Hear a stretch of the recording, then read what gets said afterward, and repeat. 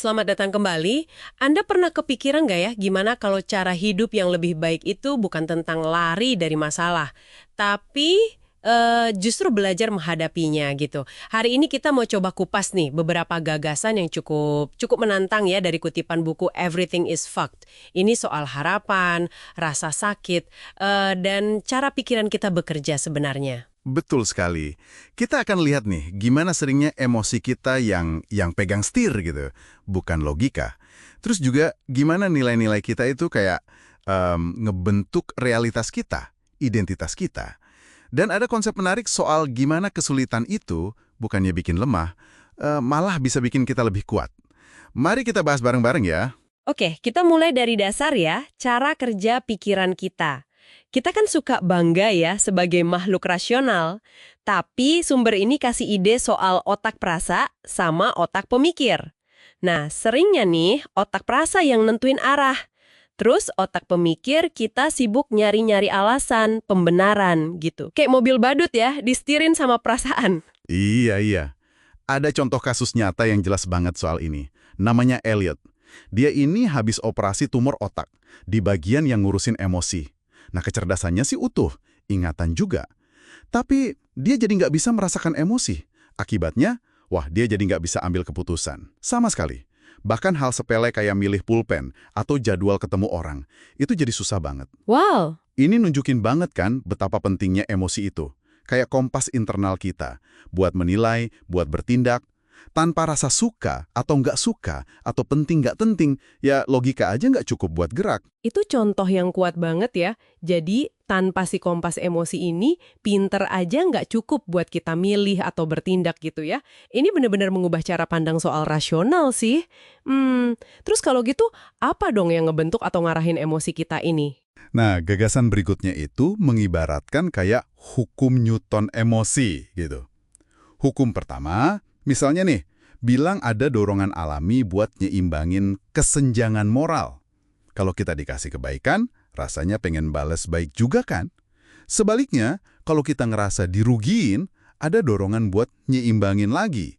Entah ngelawan atau menghindar. Itu dasar reaksi emosi kita ke orang lain.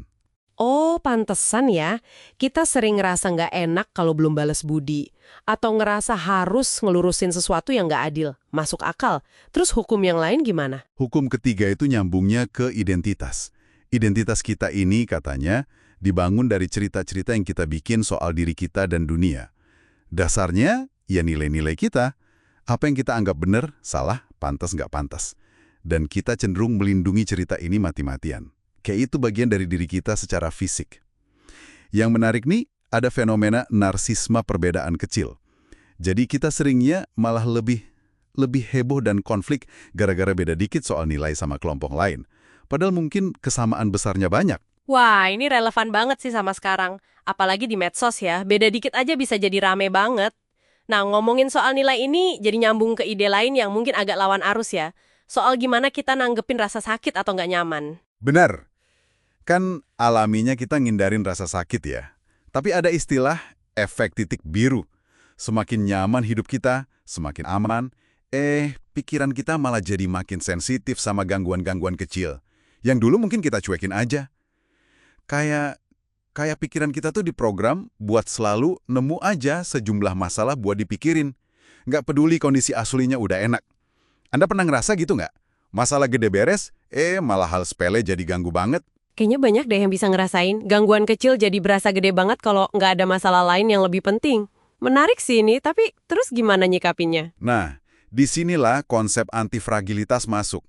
Ini dipopulerkan Nassim Taleb, dikutip juga di sini. Beda sama sesuatu yang rapuh, yang gampang pecah kalau kena guncangan. Atau yang kuat, yang tahan tapi nggak berubah. Sistem yang antifragil tuh justru dapat kekuatan bertumbuh dari tekanan atau guncangan. Oh, jadi malah makin kuat ya, bukan cuma sekedar tahan banting. Nah, itu dia.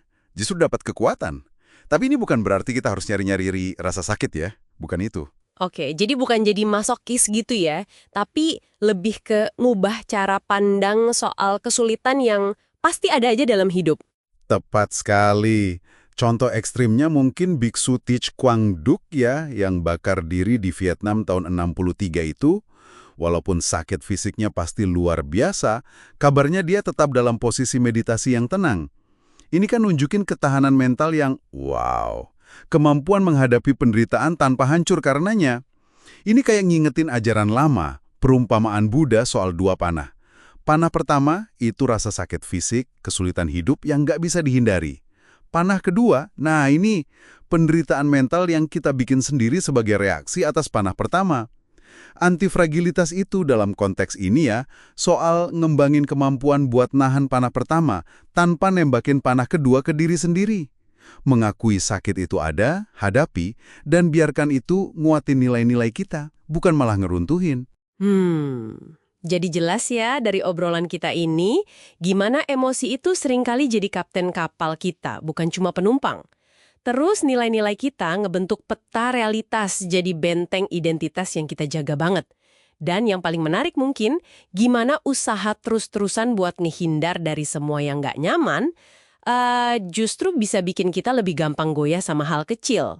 Paham dinamika internal ini bisa jadi kunci ya, buat Anda menavigasi hidup yang kompleks ini dengan lebih bijak. Iya, betul. Sebagai penutup mungkin ya, ada pertanyaan buat direnungkan nih. Gimana kalau kebebasan sejati itu? Bukan soal kita bisa ngontrol semua, dapat semua yang kita mau, hindarin semua yang nggak disuka, tapi justru soal kemampuan kita buat secara sadar milih. Milih apa yang kita rela korbankan, perjuangkan, atau hadapi demi hal-hal yang paling penting buat kita. Sesuatu untuk Anda pikirkan lebih lanjut. Sampai ketemu di pembahasan berikutnya ya.